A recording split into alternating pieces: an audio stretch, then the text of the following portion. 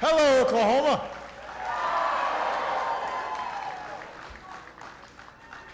Halito. Everybody, please have a seat. Have a seat. It's good to see you. How's everybody doing?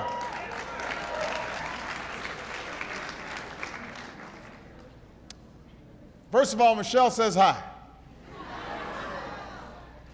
And I want to thank all of you for helping to build the terrific partnership that we share with the Choctaw Nation.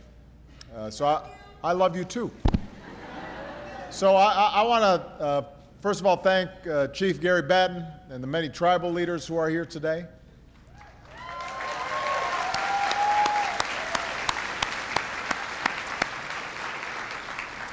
I want to thank the extraordinary young people that I just had a chance to meet with.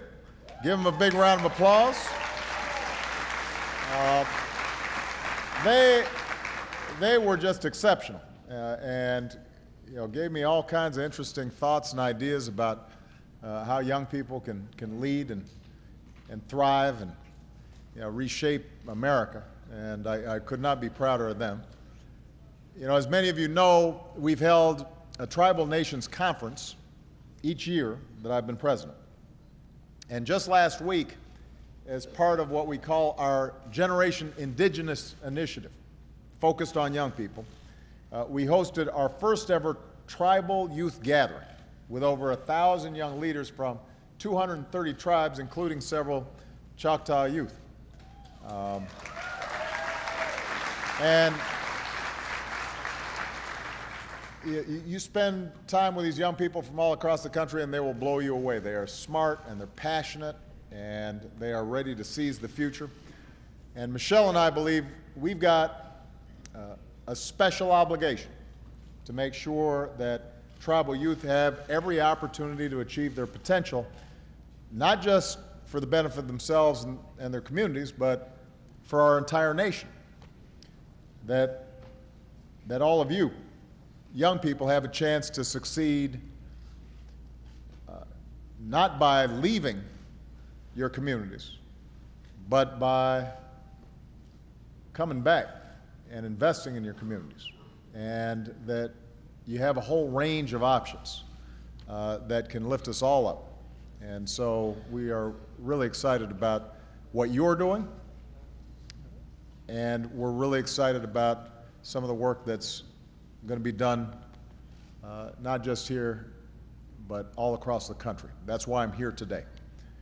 When you step back and look at everything that we've done in the past 6.5 years to rebuild our economy on a new foundation, from retooling our industries to rethinking our schools, reforming our healthcare system, all of it's been in pursuit of one goal, and that's creating opportunity for all people. Not just some, but everybody.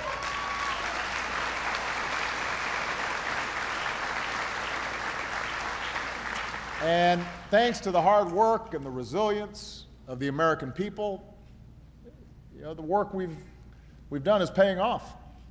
So our businesses have created 2.8 million new jobs over the past 64 months in a row. That's the longest streak of private sector job growth on record.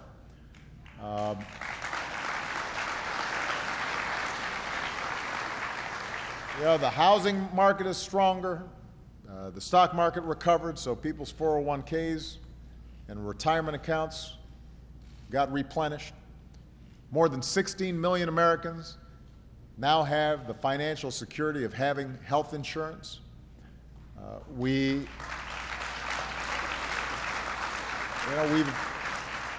invested in clean energy. We've made ourselves more independent of foreign oil. We've seen jumps in high school enrollment and college graduation rates. So across the board, there's really no economic measure where we're not doing better than we were when I came into office. That's the good news. But I also made it clear when I came into office that even as we're trying to make sure the entire economy recovers, we also have to pay attention to those communities that all too often have been neglected and fallen behind. And as part of that, I said, we're going to do better by our first Americans. We're going to do better.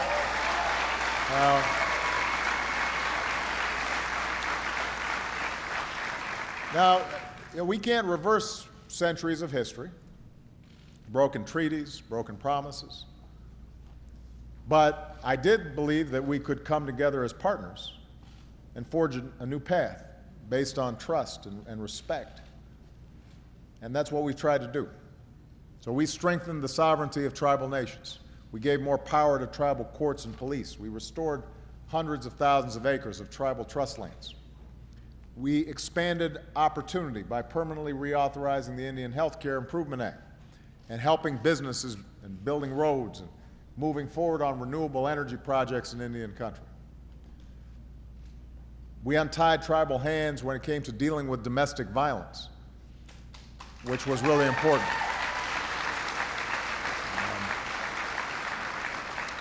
Here in Oklahoma, we designated the Choctaw Nation as one of America's first promise zones, areas where the federal government is partnering with local communities and businesses to jumpstart economic development and job creation, expand educational opportunities, and increase affordable housing and improve public safety.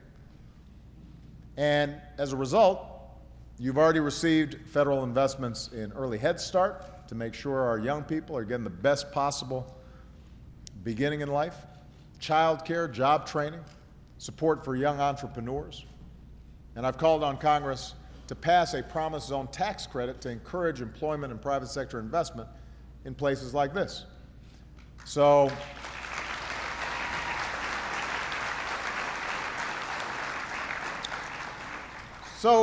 we've made a lot of progress, not just in Indian country, but in America as a whole. But we've got more work to do. We've got more work to do, especially because the economy around the globe is changing so fast. So today I want to focus on one way we can prepare our kids and our workers for an increasingly competitive world. A way that we can help our entrepreneurs sell more goods here at home and overseas. A way where we can get every American ready to seize the opportunities of a 21st century economy. Today, we're going to take another step to close the digital divide in America and make sure everybody in America has access to high-speed broadband internet. We're taking some initiatives today to make that happen. Now, I don't really have to tell you why this is important. Even old folks like me know it's important. In this digital age, when you can apply for a job, take a course, pay your bills, order pizza, even find a date by tapping your phone, the internet is not a luxury, it's a necessity. You cannot connect with today's economy without having access to the internet. Now, that doesn't mean I want folks on the internet all the time. I always tell young people when I meet them, sometimes they have the phone up. I'm standing right in front of them. And I got to tell them, young man, put down that phone, shake the hand of your president. Then after you shake my hand and look me in the eye and told me your name, then you can maybe go back to taking pictures. So there's nothing wrong with every once in a while putting the technology aside and actually having a conversation. This is something I talked to Malia and Sasha about. We don't let those phones at the dinner table. But that's a whole nother story. I went off track. But if you're not connected today, then it's very hard for you to understand what's happening in our economy. Now, here's the problem. While high-speed internet access is a given, it's assumed for millions of Americans, it's still out of reach for too many people, especially in low-income and rural communities. More than 90% of households headed by a college graduate use the internet. Fewer than half of households with less than a high school education are plugged into the internet. So in other words, the people who could benefit the most from the latest technology are the least likely to have it.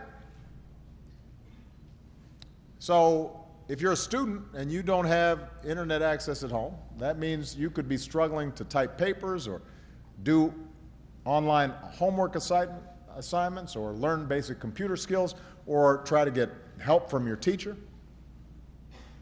You may have to wait in long lines at public libraries or even in parking lots at the local McDonald's just to try to get digital access. And what that means is you're not learning the critical tech skills required to succeed in tomorrow's economy. And this has consequences. You know, a lot of you have heard about the achievement gap, how some kids in certain groups consistently lag behind, and the opportunity gap, where certain groups have a tougher time getting attached to the labor market. Well, this starts with a homework gap for a lot of young people, and an access to learning gap, which then can translate into a science gap or a math gap, and eventually becomes an economic gap for our country. And that's not what America's about. America doesn't guarantee you success. That's never been the promise. But what America does stand for, has to stand for, is if you're willing to work hard and take responsibility, then you can succeed. No matter where you start off.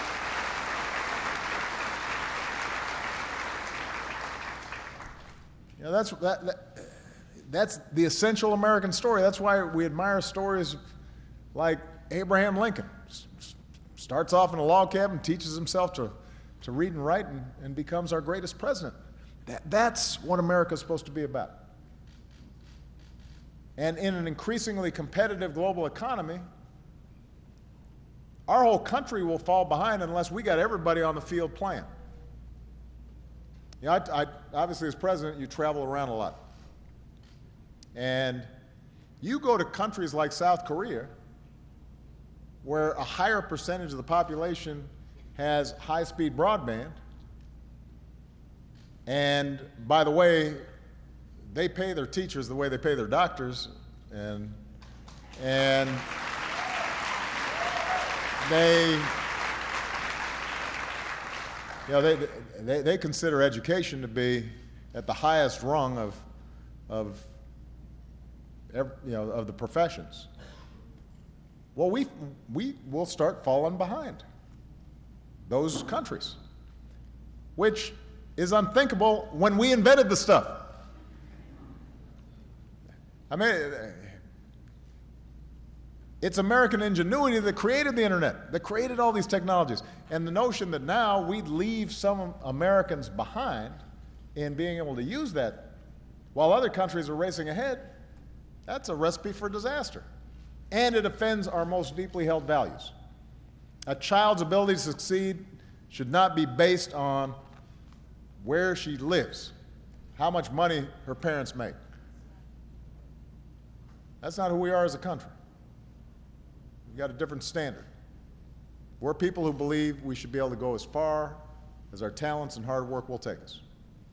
And just because you don't have money in your household to buy fancy technology, that should not be an obstacle. You know, we've been doing a lot to encourage coding and STEM education, math and science and technology education. And unfortunately for too many of our kids, that's something that's viewed as out of reach.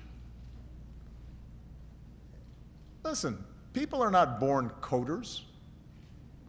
It's not as if suddenly, you know, if you're born in Silicon Valley, you can figure out how to code a computer. That's not what happens. Is kids get exposed to this stuff early, and they learn. They soak it up like sponges. And somewhere among the millions of young people who don't have access to the digital world could be the next Mark Zuckerberg, the next Bill Gates. Some of them might be right here in the Choctaw Nation.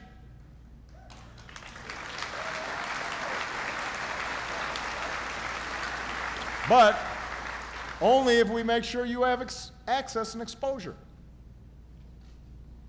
If we don't give these young people the access to what they need to achieve their potential, then it's our loss. It's not just their loss. So that's why my administration has made it a priority to connect more Americans to the internet and close that digital divide that people have been talking about for 20 years now.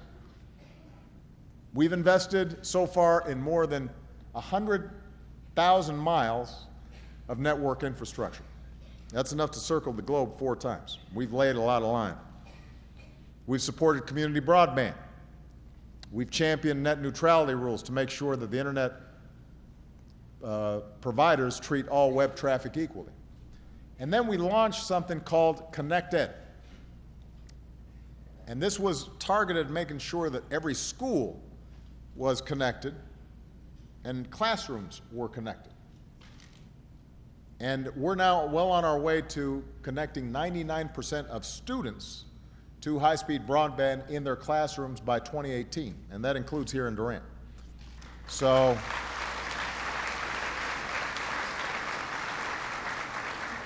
far, 29 million more students in 55,000 schools are on track to have access to high-speed broadband, and 20 million more have Wi-Fi in their classrooms. And last year, when I visited Standing Rock Nation in North Dakota, I announced that Verizon would connect 10 native student dorms. Microsoft would donate more tablets to more native students, including students right here in Oklahoma. So we've been making progress. We're chipping away at this thing, but today we're going to go further. I'm announcing a new initiative called ConnectHome. ConnectEd, the idea was making sure the schools were connected and that you didn't have a situation where in a classroom, even if it was connected to the internet, you could only have one student at a time or a couple of computers at a time. So we had to make sure that the classroom was state-of-the-art. ConnectHome is designed to make high-speed internet more affordable to residents in low-income housing units across the country. Because young people today, they're not just learning in the classroom, they're learning outside the classroom as well. So my Department of Housing and Urban Development is going to work with 28 communities, from Boston to Durham, from Seattle to Durant. About 200,000 of our most vulnerable children and their families will soon be able to access affordable internet in their home.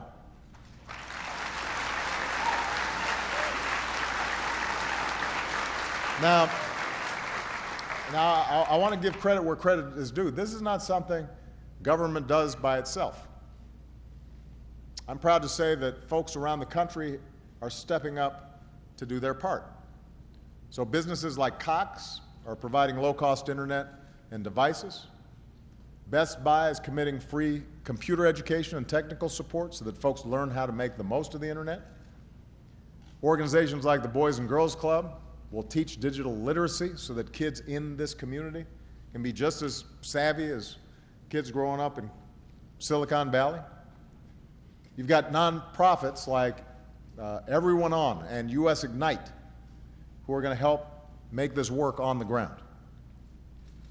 So we've got some great businesses and some great non-for-profits who are partnering with us on this. But most importantly, it really requires all of us to be involved. Parents, principals, teachers, neighbors, because we got to demand the best in our schools and from our kids. These investments are the right thing to do for our communities. They're the smart thing to do for the national economy. And we can't allow short-sighted cuts to the programs that are going to keep us competitive. So this is a smart investment. These are the kinds of investments we need to make. Sometimes there's a debate going on in Washington about the size of government and what we should be spending on. And look, I've said before, there are programs in Washington that don't work. And we don't want taxpayer money wasted. But there's some investments that we make in future generations. They're investments we make in things that help all of us that we can't do by ourselves. You know, we're not going to build a road by ourselves. We got to do that together. We're not going to invest in basic research to solve Alzheimer's by ourselves. At least I don't have enough money to do that. We got to do that together. I'll pay some tax dollars, we'll pool our money, and then we all invest in the research because we all stand to benefit at some point. We don't know when we might get sick, and it's good for us to keep that cutting edge of science. Well, the same thing is true when it comes to schools and investing in our young people, making sure that they've got the tools they need to succeed. So this idea of ConnectHome, just like ConnectEd, this is going to make the difference for a dad who can now, because it's not just for the kids. Now he can learn a new skill and apply for a better job after work because he's working a tough shift to pay the rent, but he knows he wants to advance. He may be able to take an online course because he's got access to the internet, and that could make all the difference in his family and his future. This will make the difference for the young entrepreneur. Got a great idea, wants to start a business, can start it from her home. This will make a difference for the student who can now download the resources he needs to study for that exam that's coming up. And then maybe come up with a new theory that's going to make a difference in our understanding of the world. This will make a difference for young people like Kelsey Janway. Where's Kelsey? Okay. There's Kelsey right here. Just stand up, Kelsey, so everybody can see. See? So, all right, Kelsey, I know this is embarrassing, so you can sit down for a second. Kelsey's 16 years old, proud member of the Choctaw Nation. This might be a game changer for her. When she was younger, her family only got phone reception if they stood on a particular rock in their yard or on the top windowsill in their bathroom. Is that right? You remember the rock. It was this particular rock. So today, she's got spotty, slow internet service at home. And at school, service is just as bad, which makes it tough for students like Kelsey to learn the skills they need for success. Meanwhile, a high school nearby has much better technology. It gives those kids an advantage that she doesn't have. Now, even though she's seen many of her peers get caught up in trouble, lose motivation, and maybe drop out of school, Kelsey's keeping on pushing. She works 2 jobs, belongs to 11 organizations. Now, we're going to need to talk about that. That's a lot of organizations. I don't know where you're finding that time. She's leading a youth council where she helps guide some of her peers. And she says that even the slow internet that she's got, probably that buffering thing's coming up all the time, is getting on her nerves. Nevertheless, that's opened up her mind and introduced her to views outside of her own. I have a sense of a bigger world out there. That's what Kelsey says.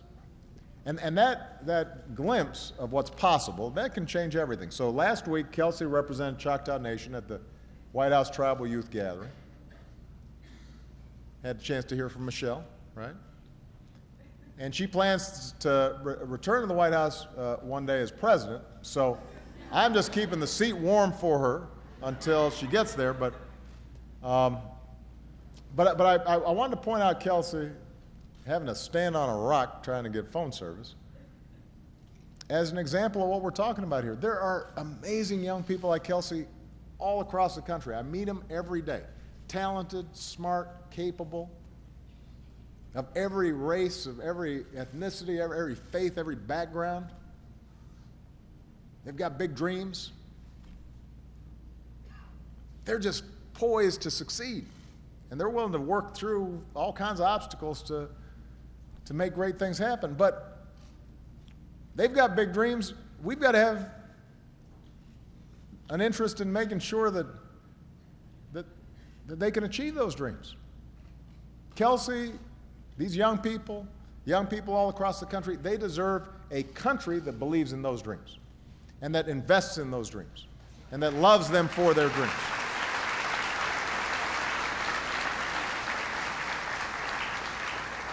And ultimately, that's what America's about. You know, I know sometimes folks get discouraged about Washington. I know I do. Because, you know, the arguments between the parties are just so stark. And all the differences are exaggerated. And what attracts attention and gets on the news on TV is conflict and shouting and hollering. And as a consequence, everybody kind of goes into their corners and nobody agrees to anything and nothing gets done and everybody gets cynical and everybody gets frustrated. But the thing is that for all our disagreements, for all our debates, we are one family.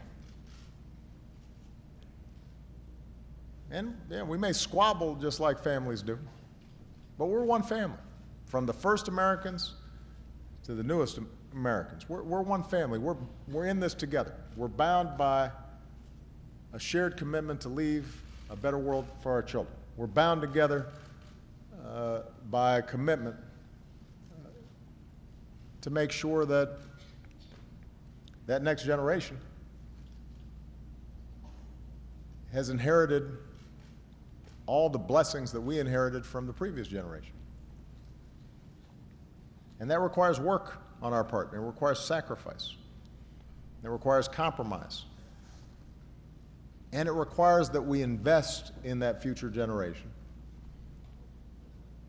That we're thinking not just about taking care of our own kids, because I know Malia and Sasha will be fine.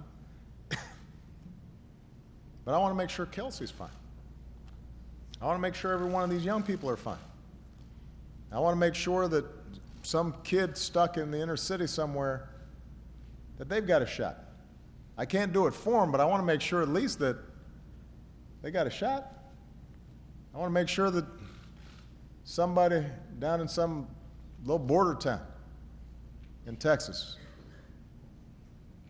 whose parents maybe never went to college, that they got a dream and they've got a shot. And I'm willing to do something about that.